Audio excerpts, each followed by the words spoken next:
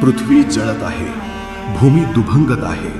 सूर्य कमालीचा पेटून रातीच्या सोयीला जाणीवेने मेणबत्तीच्या शोधात आमची म्हातारी बाहेर गेली आहे. पण बाहेर तर हिंस्त्र श्वापदे नव्हे, रक्तपिपासू मानवजात सैरावैरा हुंदडत आहेत आमच्या भकास परसात. प्रसूती वेदनेच्या आकांताने माझ्या सहचारिणीने वातावरण अजून गडद केले आहे. माझ्या हातात मानवजातीची नवीन कोवळं पिलावळ श्वास घेत आहे. भविष्यात पृथ्वीचा तोच भूतकाळ परत नवीन डोळ्यांनी बघण्यासाठी. माझा बाप निसर्गाच्या या रौद्राकडे मानवी काकुळतीने बघतोय आणि रात्र होण्याची वाट बघत घामाच्या धारात त्याचा जीव वाहत गेला. निष्प्राण त्याच्या देहाकडे पाहत चेहऱ्यावरच्या सुरकुत्या मोजत होते शून्य नजरेने. बाळाचे डोळे किलकिल्या नजरेनं. रासार अंधारात म्हातारीने मीणाच्या उजेडात बाळंतिणीला आणि माझ्या लेकराला धीर देत डोळे फोडले आहे.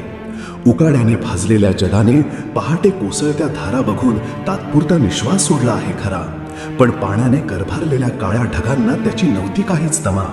7 दिस सलग कोसळत राहिला. विजा पडून अंगणातल्या झाडाने पेट घेतला काल. आजही त्याच्या खाली उभ्या असलेल्या म्हातारीची राख भिजलेल्या मातीत घट्ट रुतून बसली आहे. आज कुठे जरा ढगाने कुठेतरी मोर्चा वळवला आहे आणि सूर्यही फिरतीवर गेला आहे. पोरक्या झालेल्या घराचे पत्रे थंडीने गारठले आहेत, पण अवकळीतून बाहेर आलेल्या 9 मातेच्या मात्र गळत आहेत अश्रुधारा. का कुणास ठाऊक, पण रडण्याचा आवाज आलाच नाही त्याचा. मला मात्र तिच्या अश्रूंचा अर्थ कळाला होता. माझ्या निर्धन वारशाने त्याची धरली होती वाट. पोरका झालेलो मी आणि निपुत्रिक झालेली ती. एकटक बघत होतो दारातल्या माताळलेल्या फाटक्या वस्त्रात फकीराकडे. काही पडल्याचा आवाजाने भंगली तंद्री माझी. मायपुत्र झाले होते मोकळे या कचाट्यातून. 2 दिस फकीराने दिली साथ. सर्वांच्या क्रियाही झाल्यात आता पूर्ण. फकीराने ठेवले त्याचे मडके फक्त माझ्याकडे आणि गेला कुठे अज्ञातात. त्या मडक्यात नव्हती काही नाणी, पण एका छिद्रात खोचला होता एक कागदाचा कपटा. बघितला होता मी उघडून.